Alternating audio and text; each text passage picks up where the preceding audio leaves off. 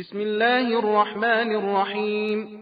الله الذي أنزل الكتاب بالحق والميزان وما يدريك لعل الساعة قريب يستعجل بها الذين لا يؤمنون بها والذين آمنوا مشفقون منها ويعلمون أنها الحق ألا إن الذين يمارون في الساعة لفي ضلال بعيد.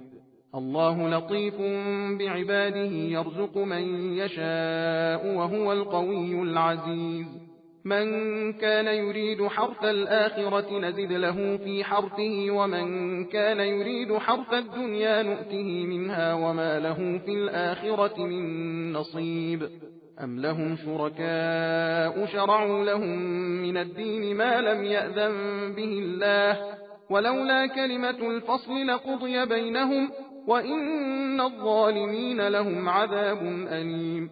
ترى الظالمين مشفقين مما كسبوا وهو واقع بهم والذين آمنوا وعملوا الصالحات في روضات الجنات لهم ما يشاءون عند ربهم ذلك هو الفضل الكبير. ذلك الذي يبشر الله عباده الذين آمنوا وعملوا الصالحات قل لا أسألكم عليه أجرا إلا المودة في القربى ومن يقترف حسنة نزد له فيها حسنا إن الله غفور شكور. أم يقولون افترى على الله كذبا فإن يشاء الله يختم على قلبك ويمحو الله الباطل ويحق الحق بكلماته إنه عليم بذات الصدور.